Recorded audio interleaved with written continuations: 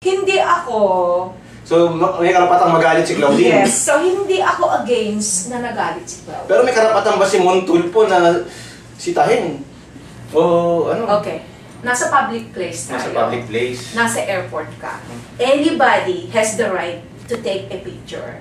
First of all, kung alam mo na ayaw mong ma-publicize kung anong ginagawa mo in public, huwag kang mag-eskandalo sa public. Huwag kang gagawa ng ganon. Saka artista ka eh. She could have just handled it somewhere else. Sabi, pwede po bang makausap kung sino ba talaga ang in-charge dito?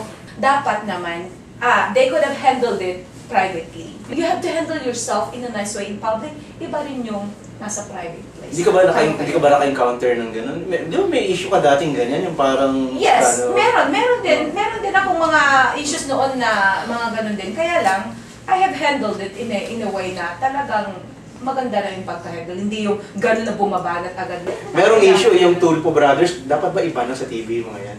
Hindi. Bakit? Kailangan natin sila. Kailangan natin sila.